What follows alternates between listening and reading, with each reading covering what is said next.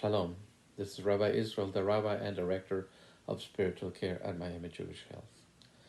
Today I want to speak about the process of aging and the power of hope. In our weekly portion, Shelach, we read that Moses sent 12 spies to inspect the land before he would attempt to conquer it. 10 of the 12 spies brought a report that said that the land was indeed a very rich land and a good place, but that the land was inhabited by giants and that they looked like little grasshoppers next to them. And they said to the people, don't even try to conquer this land. It's impossible. 2 of the spies, Caleb and Joshua, had a different report. They said, yes, the land is a marvelous land, and yes, the land will be difficult to conquer, but we must trust in God's promises. We should have no fear. We should have hope. We should go on. The people chose to believe the 10 spies, and they were overtaken by despair and by fear, and the only thing they wanted was to go back to Egypt. The report of the 10 spies effectively killed all hope among the Israelites, rendering them unable to do what needed to be done in the face of difficult circumstances.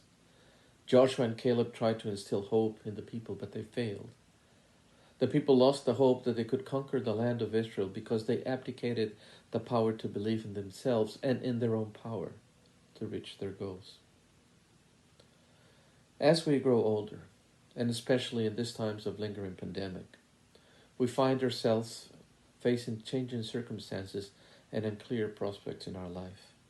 In much the same way as the Israelites in the desert as they set out for the unknown land of Israel.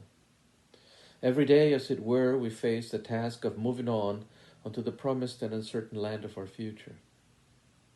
And every day we must choose whether to follow the lead of Caleb and Joshua, building up the hope that we can move on even in the face of grave obstacles, or whether to act in the spirit of the group of 10 spies who took away the people's hope. There are those who say that to speak of hope as we age is not the right thing to do, that it can actually be a counterproductive thing. They ask, what can we hope for when the future looks bleak, when the harsh realities of life create uncertainty, when we lose control over so many things? Better not to hope, they say, than to be disappointed. But I wholeheartedly disagree. Caleb and Joshua teach us otherwise. They did not deny the difficult road ahead. Instead, they accepted the upcoming difficulties, but they also accepted that we can always try to make life better, even if circumstances are difficult and not what we would want them to be.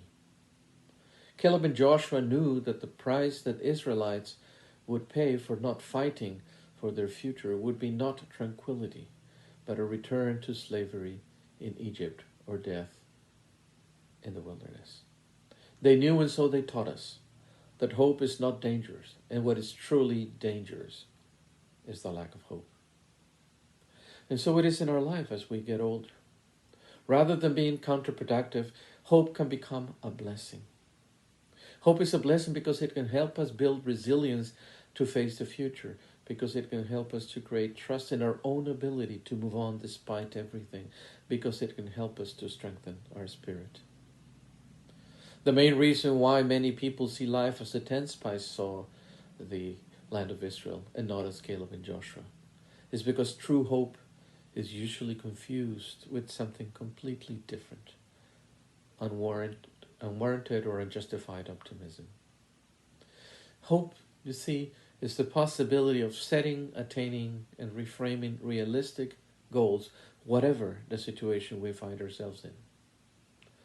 Unjustified optimism, on the other hand, is a general desire that may very well be impossible and unrealistic to achieve.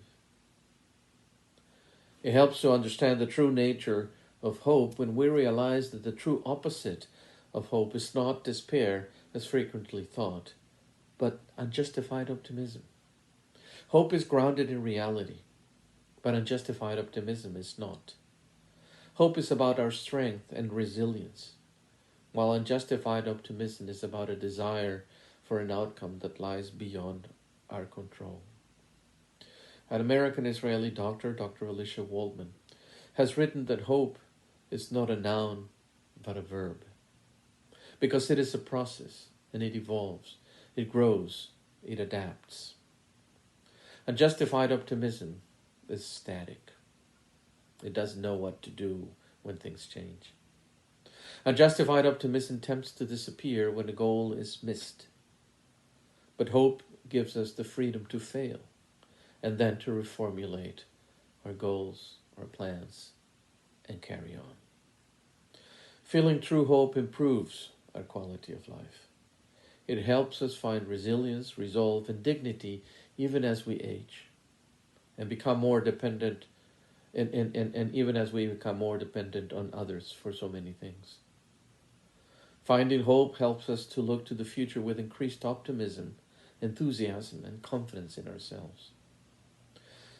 Rabbi Jonathan Sachs, of blessed memory, has written, "Optimism is the belief that things are going to be better, but hope is the belief that we can make things better. We all have the duty, even as we age, and our physical strength wanes, to nurture hope, because our belief that things can be better can only be based on the belief that we can make it better. And this is true at any time in our lives." Shabbat Shalom.